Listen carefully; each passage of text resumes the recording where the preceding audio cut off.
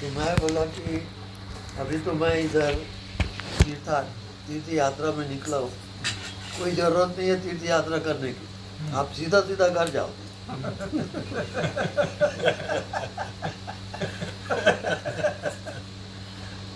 यानी हरिद्वार से 15 किलोमीटर दूर एक झीलमिल गुफा है, वहाँ मेरे गुरु जी आ गए। तो गुरु भैया तुम कहीं भी रहो पीछा करेगा। अच्छा स्वामी सबके लिए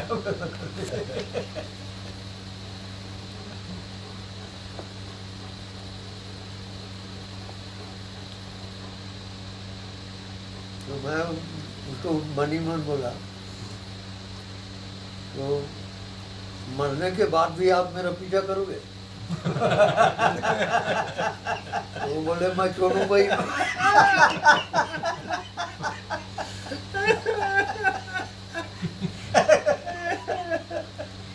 ऐसे गुरु होते हैं।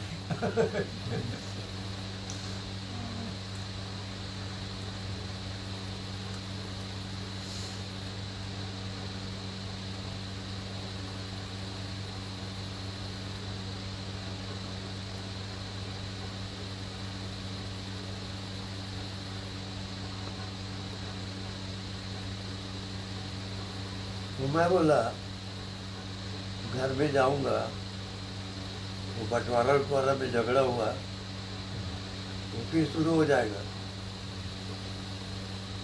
नहीं कुछ नहीं होगा मुझे, वो सब ठीक है, तुम चुपचाप घर में बैठोगे। तो मैं बाहर जा ही नहीं सकता। नहीं बाहर जाना ही नहीं है तेरे को। जो भी आएंगे सत्संग करना और बाहर जाना ही नहीं।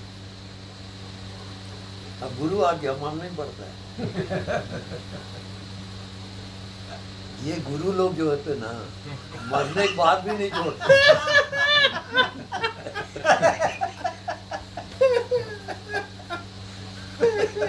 अब कहाँ मैं हरिद्वार गया, वहां से 15 किलोमीटर जंगल, झीलमिल गुफा, वहाँ उड़िया साधु रहता था।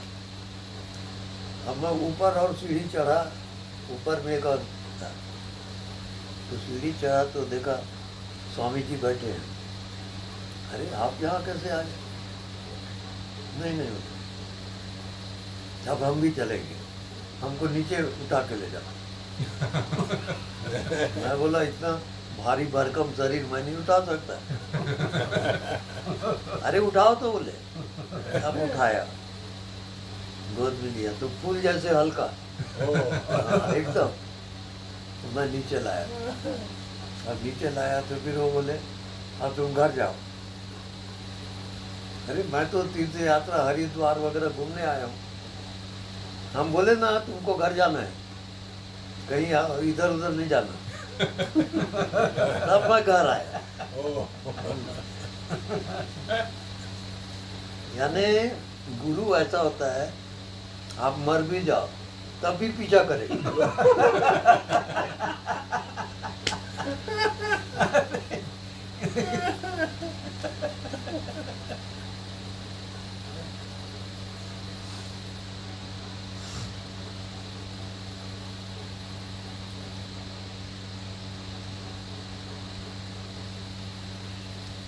गुरु जैसा कृपालु दयालु ये दुनिया में कोई नहीं होता। वो आपके मरने के बाद भी आपका कल्याण करता है, इतना पीछा करता है।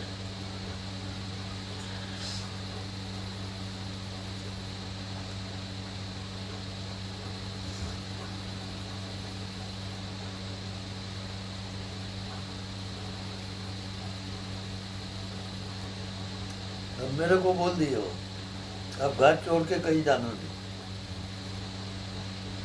ठीक है, वहाँ क्या करूँगा? वहाँ सत्संग करना, जो भी आएंगे उनके साथ सत्संग करना। तो उससे क्या होगा? अरे उससे उनका कल्याण होगा, वो मुक्त हो जाएंगे। तो जब गुरु आज्ञा ऐसी हुई तब से मैं घर ही में रहता हूँ, कहीं आता जाता नहीं। और जो भी यहाँ आएंगे और सुनेंगे वो मुक्त होके ही जाएगा, क्योंकि मेरे गुरु की आज्ञा है। जी जी गुरुदेव, ऐसा हो भी रहा है गुरुदेव। होगा, बिल्कुल होगा।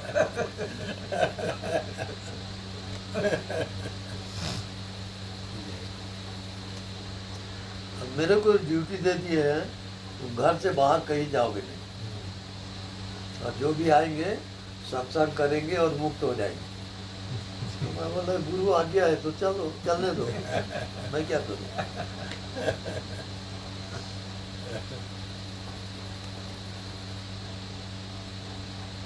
ईश्वर कृपा होती है ना, तो आत्मा वाला गुरु मिलता है। ठीक है। अब आत्मा वाले गुरु जब मिल गया तो मुक्ति हो ही समझो, वो मुक्त हो ही जाता है। ठीक है। साधन कितना भी करो मुक्त नहीं हो सकते। आत्मा वाला गुरु यदि मिला तो मिनटों में पहुंचाएगा वो। ठीक है। 100 जन्म का रास्ता गुरु पल में दियो बताए। गुरु अगर मिलता आत्मा वाला एक पल में पहुंचा देगा। वो कैसे? वो रहस्य है। ठीक है। रहस्य क्या है? आप जब तक ध्यान कर रहे हो आप वहां नहीं जा सकते, आप कर रहे हो। अब करना छोड़ दो, आप कुछ करो ही मत।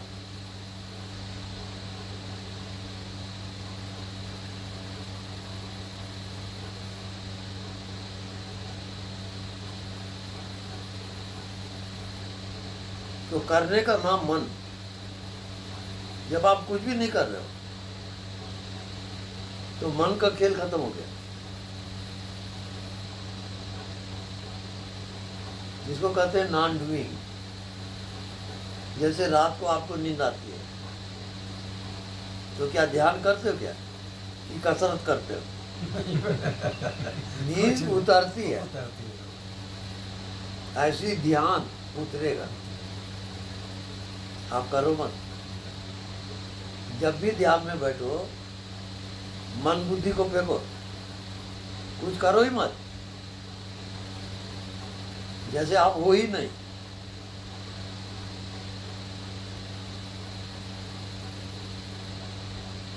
वो आत्मा उतरती है, वो प्रकट हो जाता है। जब तक आप ध्यान कर रहे हो वो रुका रहेगा। अब ध्यान करना भी छोड़ दिया है, अब उसके ऊपर सब छोड़ दो।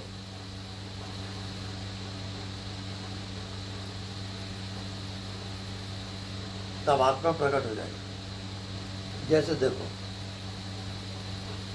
आप दिन भर काम करते हो, कुछ भी करते हो, रात को आप सोए तो नींद कब उतरती है बताओ? कुछ नहीं करना, बस तब सो जाना। वैसे ही ध्यान दिया, आप कर रहे हो तब तक नहीं उतरे। करना छूटा, उतरेगी वो। वही आत्मा है। आप कितना भी ध्यान करते रहो वो उतरेगा नहीं।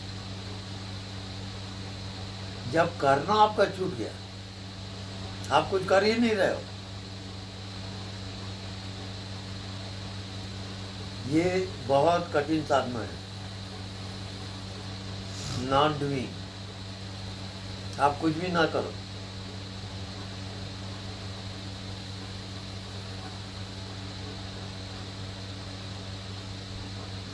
तो आपका बॉडी गोल हो जाएगा, मन गोल हो गया। जैसे रात को आपको नींद आती है तो क्या करके नींद आती है बता? कुछ ना करना। ऐसे ही आत्मा में जब जाओगे तो आप जो साधना कर रहे हो आप कभी जा नहीं सकते वहां। करना छोड़ ही दो, कुछ करो ही मत, वो उतर जाएगा। वही आप पे ज्ञान। यहाँ ध्यान जो आप करा रहे हैं, आपका करना छूट जाए इस कारण ध्यान करा रहे हैं, और आप और पकड़ते हो। सब पकड़ छोड़ जाता हूँ।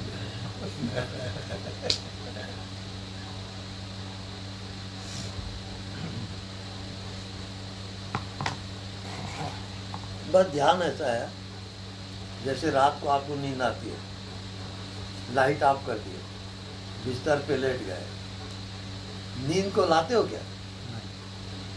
नींद उतरती है और आप सो जाते हो। वैसी ध्यान है। जब तक आप साधना कर रहे हो, आत्मा में नहीं जा सकते। आप साधना को भी समर्पित करो भगवान को। अब तू जा, आप बिल्कुल खाली हो जाओ, तब आप पहुंच जाओगे, क्योंकि आपके भीतर आत्मा है और मन बुद्धि उसको घुमा रहा है।